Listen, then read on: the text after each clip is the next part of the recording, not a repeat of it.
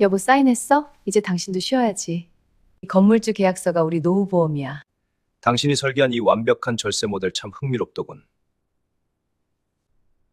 전문가인 당신이 봐도 완벽하지? 내가 방금 국세청에 전송했거든. 여보! 지금부터 시작이야. 내 퇴직금 15억에 손댄 대가. 성지 씨 제발 진정하세요. 저는 오늘 평생 모은 제 퇴직금 15억 원을 빼돌리려 한 아내와 여동생 부부를 법정에 세우기로 결심했습니다. 평생 세무 시스템의 허점을 막고 비자금 흐름을 파헤쳤던 제가 가장 믿었던 가족에게 노후를 모르는 물주로 취급당했습니다. 오빠, 그 돈 은행에 넣어두면 뭐해? 언니랑 우리 부부랑 힘 합쳐서 좋은 상가 건물에 투자하자. 노후는 건물주가 최고지. 여보, 당신도 이제 좀 쉬어. 복잡한 세금 문제는 내가 아가씨랑 다 알아서 할게. 이 공동투자 계약서에 사인만 하면 돼. 아내가 건넨 상가 공동투자 계약서와 여동생 부부가 제 앞에 던지듯 놓은 거액의 대출 기록이 없는 깨끗한 은행 잔고 증명서를 저는 쳐다보았습니다. 40년 동안 대한민국 세무회계의 비효율을 제거했던 제가 하루아침에 세상 물정 모르는 퇴물 공무원이 되어 있었습니다. 너희들의 탐욕은 완벽한 절세 모델을 짰다고 믿었겠지. 하지만 오류가 없는 회계장부는 없어. 너희들의 거짓된 편법 증여 시스템을 내 손으로 무너뜨려 주마. 저는 59세의 2급 세무 공무원으로 명예퇴직했습니다. 친구들은 저를 가장 안전한 노후 설계자라 불렀습니다. 40년간 세법과 회계 흐름을 관리해 온 덕분에 제 노후는 흔들림 없는 연금과 퇴직금 위에 서 있었습니다. 하지만 그 평온은 단 3개월 만에 깨졌습니다. 아내가 갑자기 공동사업 투자를 이유로 퇴직금 15억 원 전액을 요구하며 찾아왔습니다.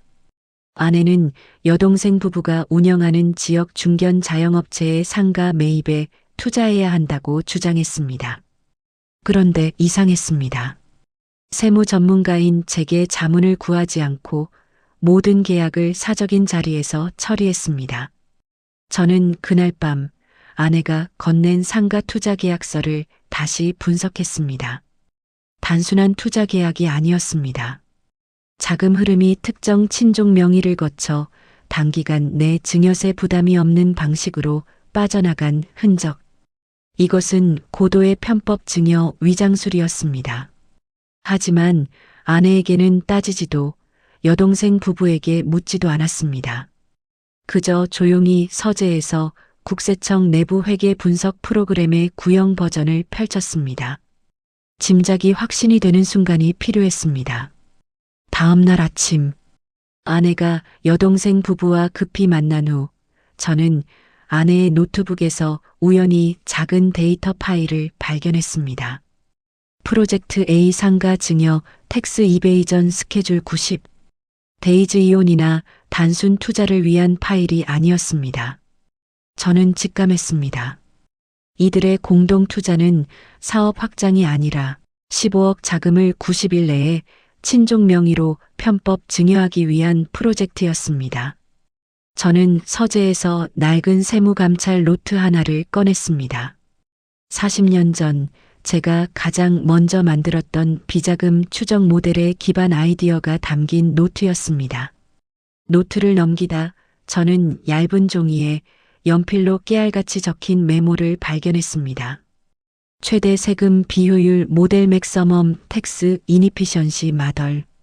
이 모델은 제가 위장 거래를 포착하기 위해 만든 것이었습니다. 성진아, 너는 모든 돈의 흐름에서 비효율을 찾아낼 수 있는 사람이야. 너의 세무 분석 능력은 가족을 지키기 위한 최고의 무기야. 저의 세무 분석은 40년 동안 시스템의 비합리적인 회계 흐름을 찾아내고 국가 재원을 지키는 일만 해왔습니다.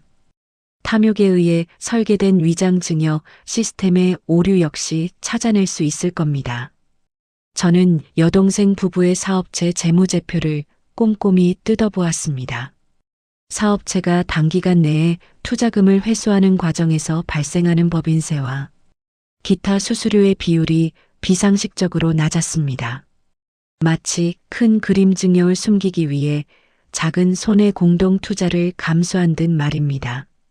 며칠 전 여동생 부부가 뜬금없이 고가의 수입 SUV를 법인 명의로 구입했다는 사실도 확인했습니다. 지역 자영업체의 사업 규모에는 전혀 맞지 않는 차량이었습니다. 세무 전문가인 제 눈에는 명확했습니다. 허위 비용 처리를 통한 탈세였습니다. 이들의 배신은 단순한 재산 편취가 아니라 고도의 세무 은닉 구조를 숨기기 위한 대형 프로젝트였습니다. 저는 40년 만에 제 평생의 능력을 꺼내들어 가족의 회계 설계 오류를 찾아내기로 결심했습니다. 저는 움직이기 시작했습니다. 첫 번째 단계는 회계 네트워크 복구였습니다. 저는 국세청 시절 제 밑에서 기업 감찰, 로직을 설계했던 중견 세무사 사무소 대표 후배에게 연락했습니다. 박 국장님, 전설적인 감찰관이셨죠. 저에게 왜 갑자기? 자네, 내가 전에 가르쳐준 가짜 회계장부로 비자금 동선 분석하는 법. 기억하나?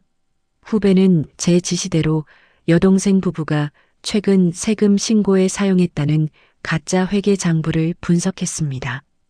회계 내용 자체는 완벽했지만 계정 과목의 사용 빈도가 비효율적이었습니다. 국장님, 이 장부대로라면 광고 판촉비 지출 비율이 동종업계 평균보다 달러 12%달러나 높습니다. 정수철 심혜재는 비용 관리에 철저한 사람인데 이런 오류를 낼 리 없어요. 저는 확신했습니다. 이 광고 판촉비는 진짜 사업 비용이 아니라 상가 투자금을 비자금으로 빼돌리는 과정의 세탁 통로라는 것을요. 두 번째 단계는 현물 증거 수집이었습니다. 저는 여동생 부부가 탈세 목적으로 구입한 그 수입 SUV의 용도를 파악해야 했습니다. 차량은 사업용이 아닐 가능성이 높았습니다. 아내는 제가 퇴물이라고 무시했지만 제 비자금 추적 능력은 40년 전부터 고가, 현물의 비효율적 구매 패턴 파악으로 시작되었습니다. 저는 여동생 부부의 사업체 회계 기록을 분석하며 가장 비효율적인 법인 카드 사용처를 찾아냈습니다. 그곳은 아내의 명의로 결제된 특정 해외 명품 쇼핑몰이었습니다. 오미연, 넌 완벽한 이혼 시나리오를 짰다고 생각하겠지. 하지만 돈의 흐름과 세금의 비효율은 절대 거짓말을 하지 않아. 저는 아내에게 접근하여 집을 팔기 전 남은 자산을 정리하자고 했습니다. 아내는 비웃으며 허락했습니다. 자산 정리를 핑계로 저는 아내의 개인 금고에 접근했습니다. 금고 안에는 현금 대신 여동생 부부 사업체의 원장 사본이 있었습니다. 며칠 전 아내가 회계 처리를 위해 급히 받아온 것이었습니다. 원장의 특정 계정 광고 판촉비 항목은 다른 계정들과 미세하게 다른 수기로 수정된 흔적이 있었습니다. 아내가 이 원장을 통해 15억 원 중 비자금으로 빼돌린 5억 원의 최종 은닉처를 확인하려 했음을 짐작했습니다. 바로 그때 아내가 갑자기 안방으로 들어왔습니다. 여보, 여기서 뭐해? 그거 내 개인 서류야. 아, 이 원장의 부가세 환급률이 너무 낮아서 내가 40년 공무원인데 이 정도는 봐줘야지. 아내의 눈이 미세하게 흔들리는 것을 포착했습니다. 저의 승리였습니다.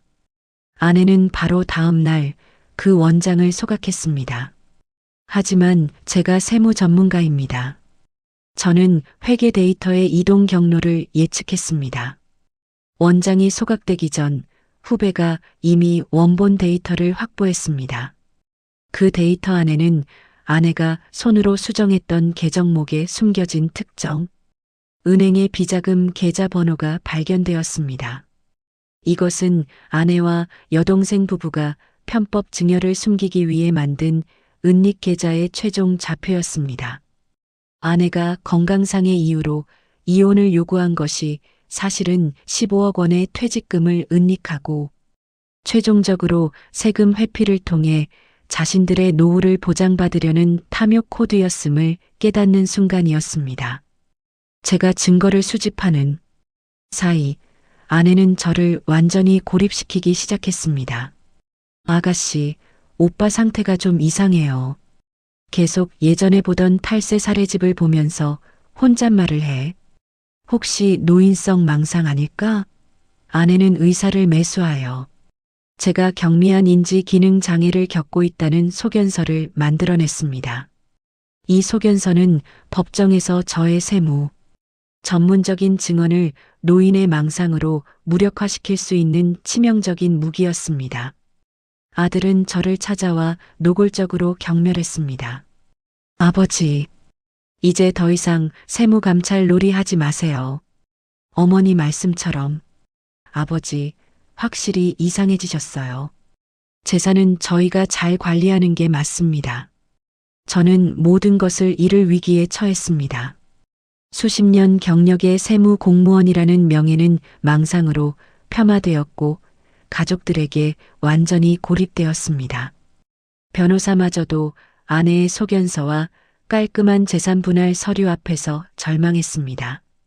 회장님, 상대는 너무 완벽하게 준비했습니다. 더 이상의 소송은 회장님의 명예까지 훼손될 수 있습니다. 홀로 남겨진 저는 마지막 희망이었던 세무감찰 노트를 끌어안고 잠들었습니다. 그때 저는 문득 노트의 표지에 그려진 미공개 세금 감면 로직 스케치가 떠올랐습니다. 아니, 뭔가 빠졌어. 모든 세무 시스템에는 반드시 비상징수 절차가 있기 마련이야. 저는 세무감찰 노트를 다시 펼쳤습니다. 그 스케치는 겉보기엔 단순한 디자인이었지만 제가 설계했던 세무감찰 시스템의 규칙에 따라 그려져 있었습니다. 저는 스케치 속의 작은 공제 항목과 감가상각 비율을 분석했습니다. 그리고 작은 감가상각 비율 하나가 다른 항목들과 미세하게 0.3% 차이 난다는 것을 발견했습니다. 이 0.3%의 비효율은 아내와 여동생 부부가 친족 간 편법 증여를 했을 때 발생하는 미신고 증여세액을 계산하는 좌표였습니다. 제가 과거에 저에게 남긴 마지막 세무 복선이었습니다. 저는 즉시 후배에게 연락하여 해당 좌표의 증여세 추징 절차를 요청했습니다. 국장님, 이 좌표는 현재 여동생 부부가 사업 확장 명목으로 투자한 상가, 건물에 대한 법인 간 편법 증여를 했을 때 발생하는 가산세 및 추징금의 규모와 정확히 일치합니다. 모든 것이 연결되었습니다.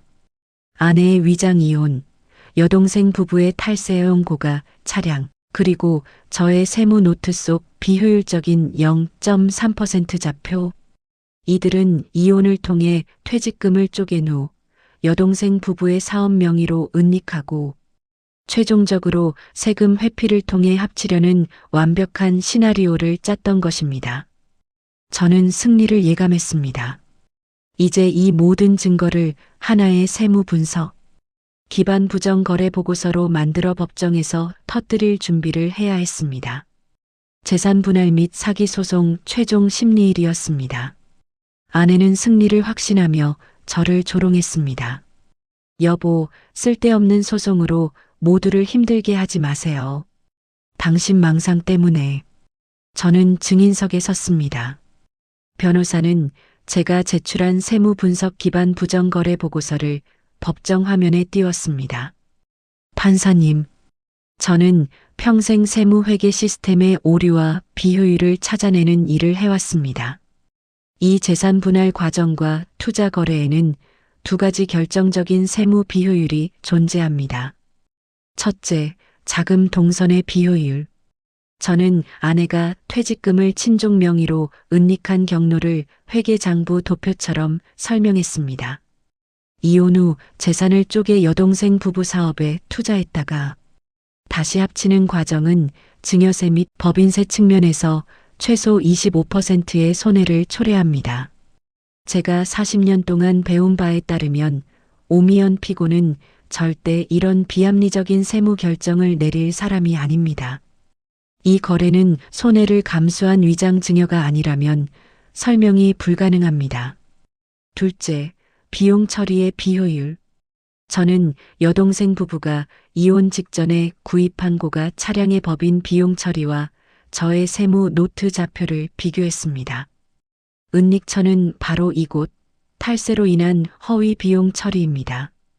오미연 피고가 굳이 비효율적인 세금 구조와 비용을 들여 거래를 진행하려 했던 이유, 그리고 여동생 부부가 갑자기 고가 차량을 구입한 이유가 이 은닉 자금 회수 및 증여세 회피를 위함입니다. 아내는 충격으로 얼굴이 굳어졌고 여동생 부부는 자리에서 일어나 소리쳤습니다. 말도 안 돼. 저건 다 헛소리입니다. 저분은 망상 환자입니다. 헛소리가 아닙니다. 당신들의 회계 시스템은 합리적이지 않다. 왜냐하면 당신들의 은닉 자금 회수 경로가 비효율적이기 때문이다. 저는 세금의 오류를 증명했습니다. 국세청의 추징 통보서가 곧 당신들에게 전달될 것입니다. 재판은 저의 승리로 끝났습니다. 아내와 여동생 부부는 위장거래 및 편법 증여 혐의로 법적 책임을 지게 되었고 저는 잃어버렸던 모든 재산과 명예를 되찾았습니다. 며칠 후 아들은 저를 찾아와 눈물을 흘리며 빌었습니다. 저는 아들에게 아무 말도 하지 않았습니다. 다만 40년 경력의 세무 노트를 건네주었습니다. 내 아버지의 유산은 돈이 아니라 돈의 흐름을 읽는 능력이다. 내 어머니의 탐욕은 단 하나의 세무 구멍 때문에 무너졌다. 너는 그 능력을 선하게 써라. 저는 남은 재산을 정리하여 작은 노후 세무 재무 컨설팅 사무소를 차렸습니다. 60세에 다시 시작된 세무 전문가 박성진의 삶이었습니다. 저는 사무소 창가에 앉아 커피를 마십니다. 눈앞에는 제가 직접 설계한 새로운 노후 세무 계획이 펼쳐져 있습니다. 복잡한 절세 구조가 아니라 박성진의 소박하고 합리적인 세금 생활 설계도입니다. 저는 이제 압니다. 나이가 들어 무시당하더라도 평생 갈고 닦은 세무회계 분석 능력은 절대 녹슬지 않는 최고의 무기라는 것을. 저는 매일 아침 제 인생의 새로운 세무 도면을 계속 이어서 작성합니다. 가장 믿었던 사람에게 배신당했을 때 여러분은 어떻게 대처하시겠습니까? 박성진님처럼 나만의 무기를 갈고 닦으셨나요? 여러분의 소중한 의견을 댓글로 남겨주세요.